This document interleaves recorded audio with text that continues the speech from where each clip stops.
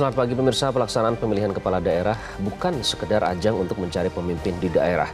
Ajang itu semestinya sekaligus juga bentuk pendidikan politik bagi rakyat khususnya dalam berdemokrasi.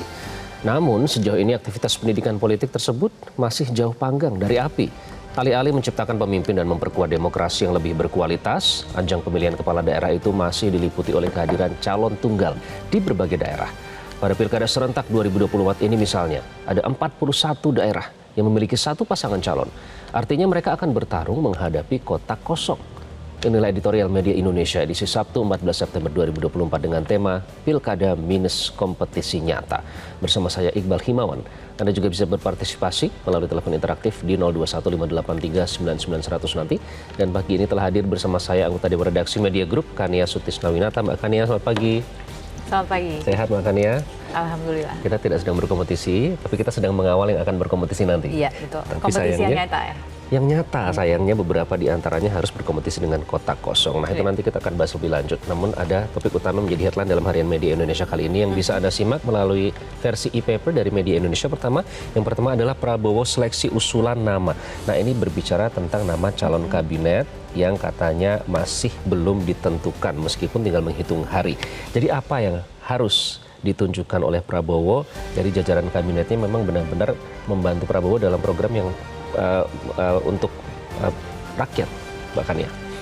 Ya pastinya ketika memilih kabinetnya nanti kan harus diisi dengan orang-orang yang kredibel gitu, orang-orang yang kredibel, tapi di lain sisi juga harus memenuhi misalnya harapan dari partai politik pengusungnya, begitu yang dikatakan koalisi gemuk ini yang semuanya juga dimintai nama gitu untuk mengusulkan nama-nama yang bisa mengisi kabinet pemerintahan Prabowo ke depannya begitu. Nah, itu yang kemudian menimbulkan dikatakan sedikit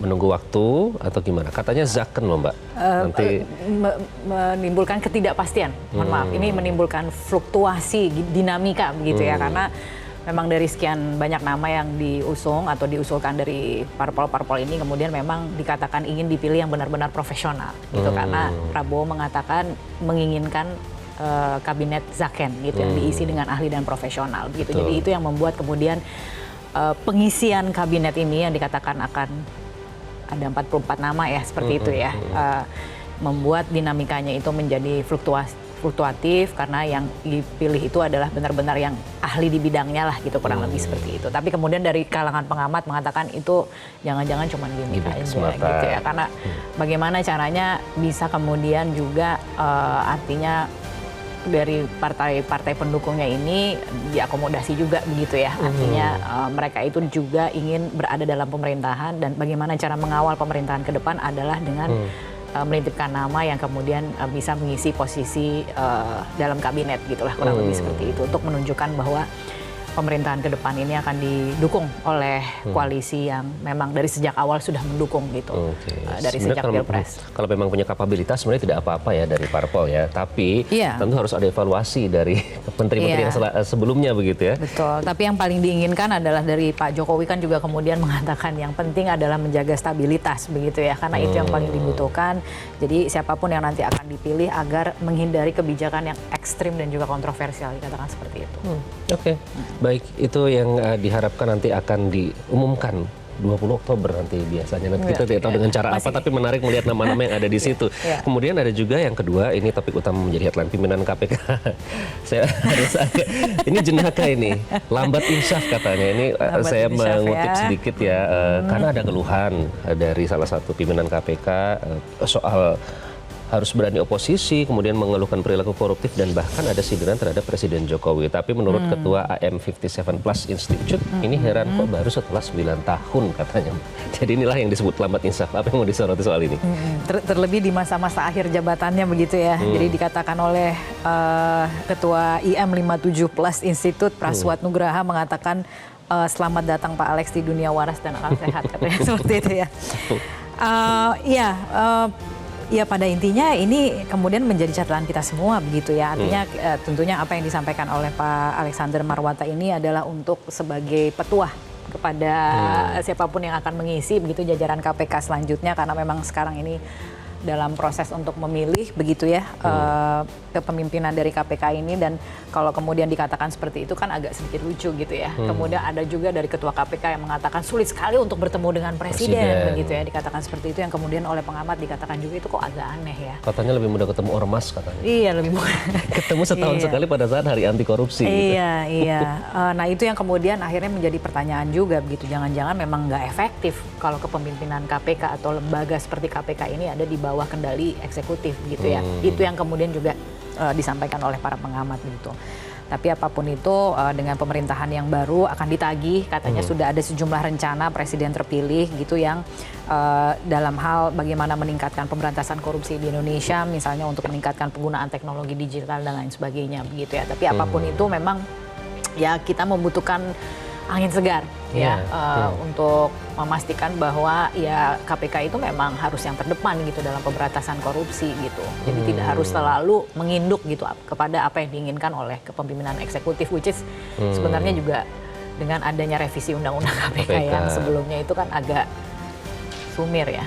Yang membingungkan gitu. Dinilai justru melemahkan ya, bukan memperkuat KPK itu sendiri. Yang jelas kita harapannya nih ya terbuka saja dari awal, jangan 9 tahun kemudian baru mengeluh. Dari awal bisa dikomunikasikan karena sudah ada MOU yang ditandatangani Pak Prabowo juga dengan KPK. Artinya kan sudah sepakat untuk visinya sama, ayo berantas korupsi bersama-sama. Nah ini juga sebenarnya visi misi yang ditunggu oleh para calon, tapi kota kosong kan tidak punya visi misi. Nah ini yang dibahas pada hari ini Pilkada minus kompetisi nyata, karena ternyata masih ada 41 daerah yang nanti akan ada kota kosong alias calon tunggal. Apa yang disoroti media Indonesia kali ini, Mbak?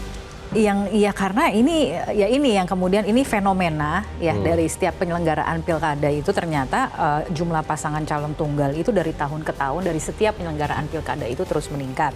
Misalnya di tahun 2015 itu ada 3 pasangan, 2017 itu jadi 9, kemudian di 2018 itu menjadi 19, dan kemudian di 2020 25, dan sekarang jadi 41. Jadi kan terus bertambah 2 kali lipat gitu ya. Nah ini yang kemudian menjadi pertanyaan juga gitu, ada apa gitu kan, tetap harus dievaluasi gitu, karena pada prinsipnya yang kita inginkan tentunya kan banyak pilihan lebih bagus ya gitu. Jadi dari rakyat pun juga bisa ikut memilih dan menentukan dan mengadu gitu gagasan mana yang lebih baik di antara misalnya calon pimpinan yang diajukan. Dan yang kemudian jadi pertanyaan besarnya juga adalah parpol ini kerjanya apa kalau misalnya ternyata tidak ada satupun pasangan gitu yang layak untuk dicalonkan. Yang ada mereka akhirnya yang terjadi begitu. Ini kan kalau kita melihat dari fakta-faktanya begitu ya.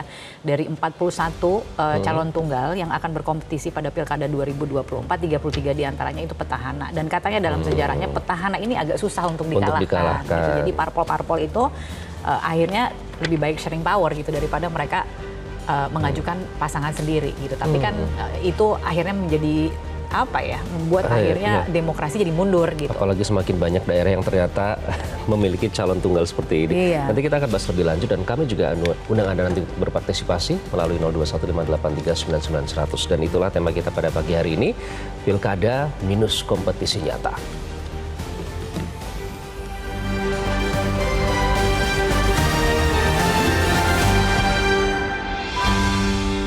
Pilkada minus kompetisi nyata.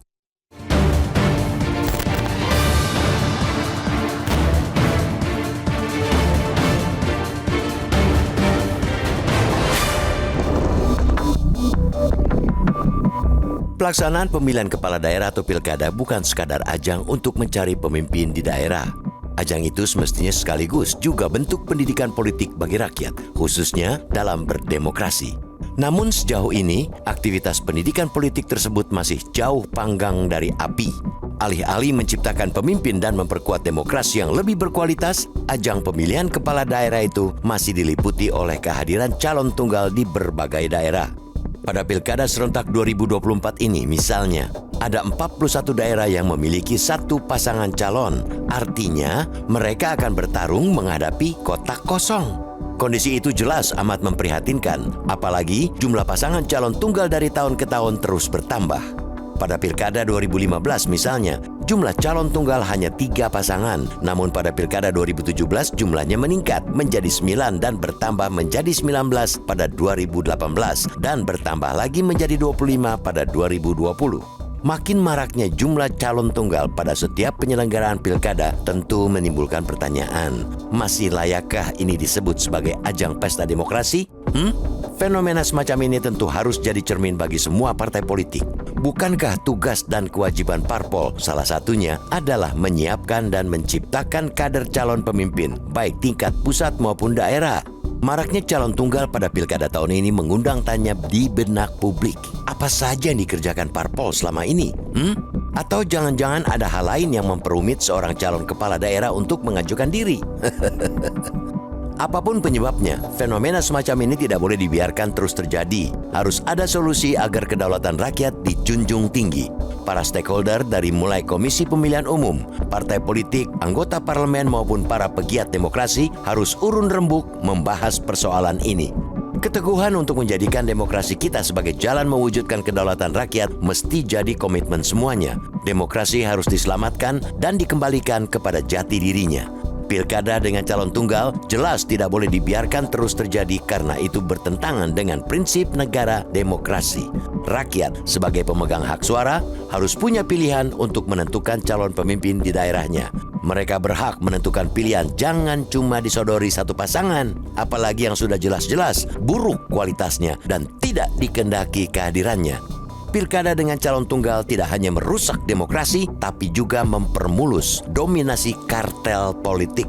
Apalagi rakyat tidak diberi pilihan. Paling banter, mereka tidak akan pergi ke bilik suara sebagai bentuk protes. Tapi dengan semakin banyaknya mereka yang golput, itu jelas bukan pertanda baik bagi kualitas demokrasi. Sebagai salah satu negara demokrasi terbesar di dunia, seharusnya kita semua, terutama parpol, malu dengan fenomena yang terjadi dalam penyelenggaraan pilkada ini.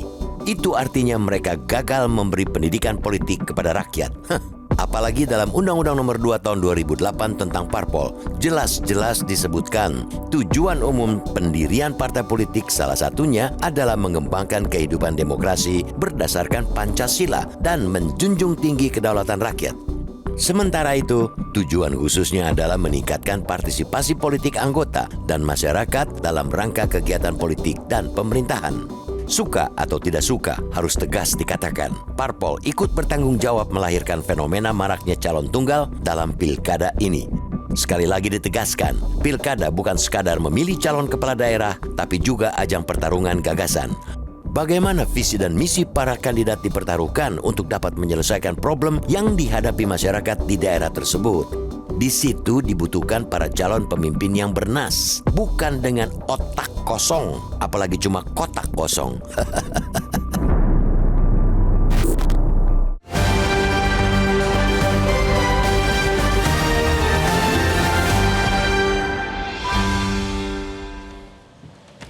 Pilkada minus kompetisi nyata itulah yang menjadi topik dalam editorial Media Indonesia kali ini. Kami akan kembali usai jeda. Tetaplah bersama kami.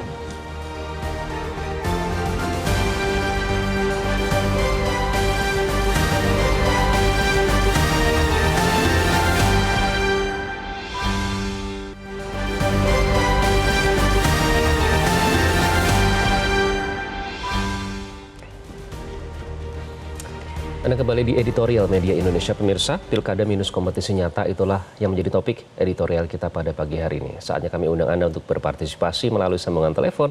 Yang pertama kita sapa ada Pak Tasrik Usman yang ada di Banjarmasin. Pak Tasrik Usman, selamat pagi. Selamat pagi Mas Iqbal, selamat pagi Mbak Kania, Assalamualaikum warahmatullahi wabarakatuh. Waalaikumsalam warahmatullahi wabarakatuh. Pak Tasrik, bagaimana di daerah Anda calon tunggal tidak atau ada pilihan di sana? Ya, kebetulan di daerah kami ada dua ya di Kalimantan Selatan yang melawan kotak kosong ya. Yang pertama saya ingin menyampaikan bahwa pilkada itu tidak hanya sekedar memilih pemimpin, tetapi ada unsur pendidikan politik bagi masyarakat. Nah sekarang fenomena kotak kosong ini dari pemilu ke pemilu cukup memprihatinkan. Artinya itu tidak apple to apple, manusia melawan kotak kosong. Dan itu kemunduran demokrasi. Ada kegagalan partai politik menyiapkan kader-kadernya untuk tampil menjadi calon. Yang kedua, pengaruh kotak kosong ini karena rekomendasi pencalonan itu harus lewat DPP. Mestinya harus dikembalikan ke undang-undang yang dulu, yaitu pencalonan kepala daerah bupati cukup dengan partai-partai politik yang ada di daerah. Kalau untuk provinsi cukup partai yang ada di provinsi. Kalau ke DPP itu high cost. Yang kedua, bahwa ini pernah terjadi di Makassar, ada pencalonan melawan kota kosong, justru kota kosong menang. Dan itu kan ketika diulang kembali, yang calon itu tidak bisa mengikuti sebagai calon lagi, dan itu sangat meresahkan bagi masyarakat. Nah, saya berharap pemerintah dan DPR segera kembali merubah undang-undang tentang pilkada itu. Jangan sampai pilkada ini semakin pemilu ke pemilu terjadi kemunduran, dan ini pelecehan terhadap pencalonan di tiap-tiap daerah. Karena di daerah-daerah itu banyak itu pemimpin-pemimpin, tetapi kadang-kadang ada terjadi partai politik diborong oleh salah satu calon, sehingga calon yang lain tidak mendapat kesempatan. Mungkin itu saja. Terima kasih. Assalamualaikum warahmatullahi wabarakatuh. Waalaikumsalam warahmatullahi wabarakatuh. Terima kasih Pak Tasrik Usman. Selanjutnya ada Pak John Veto di Batam, Kepulauan Riau. Selamat pagi Pak John. Selamat pagi Mas Iqbal, selamat pagi Mbak Kania. Ya, gimana Pak John? Ya. Salam sehat, sudah siap ke TPS Pak? Kami sudah siap, cuma kami di Kepri ada juga satu yang melawan kolom kosong gitu, dimasukkan ke kotak kosong itu. Di Bintan itu ya. Jadi di Kepri cuma satu, alhamdulillah. Kemarin kan kita ditakut juga di Batam juga, tapi alhamdulillah cuma di satu aja. Tapi ini program ini memang tidak sehat, di demokrasinya tidak. Ini betul apa penelpon pertama nih yang tadi itu Pak Tasrik itu memang betul. Jadi kita mundurlah menjadi kata demokrasi. Apalagi nih ada 41 di pilkada sekarang ini yang kotak kosong, kolom kosong. Ya. Jadi coba bayangkan Mas Iqbal. Kalau sebenarnya kalau kita logikanya aja, efisiensinya aja, kalau kotak kosong itu apa kita adakan apa? Kalau kotak kosongnya nyatakan aja yang apa itu menang, pemenang. Tapi kan ini mubazirnya kan sangat besar. Masyarakat berbondong-bondong cuma memilih satu paslon. Ya, jadi tidak sehat lah di pendidikan politik tidak sehat betul. Dan lagi apa sih susah mencari pemimpin, calon pemimpin di daerah kok. Baik. Cuma ada yang tidak beres, ada yang memborong-borong tadi itu, tapi dikembalikan ke daerah, misalnya tingkat kabupaten, wali kota cukup partai-partai yang di daerah aja melakukan reformasi. Ini kan baik Pak John. Ini yang sangat apa? Oke, jadi sudah kami tangkap Pak John. Fenomena ini kenapa di kedepannya jangan ada lagi lah kotak kosong ini. Baik, terima kasih. Dibubal lah ya, undang-undangnya ini. Oke, terima kasih Pak John Veto dari Batam, Kepulauan Riau. Nanti kita akan bahas lebih lanjut, namun kita harus jeda terlebih dahulu. Tetaplah bersama kami di Editorial Media Indonesia.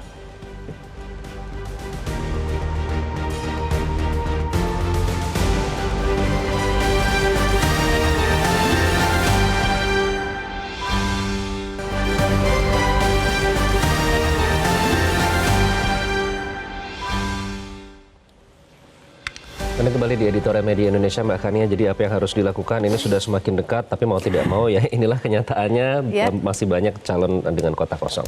Kedepannya apa yang harus diperhatikan? Ya ini harus menjadi bahan evaluasi ya.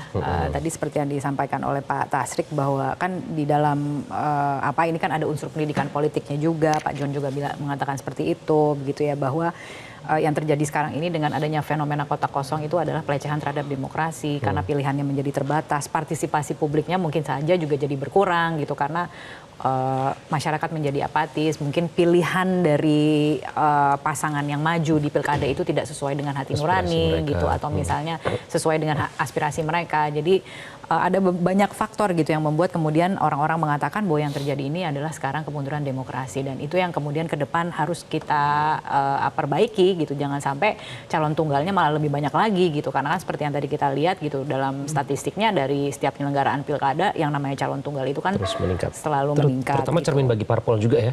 Cermin bagi parpol tadi kan juga ada dikatakan oleh Pak Tasrik gitu ya, karena yang terjadi sekarang ini rekomendasi lewat DPP dan lain sebagainya itu yang membuat kemudian menjadi costly gitu.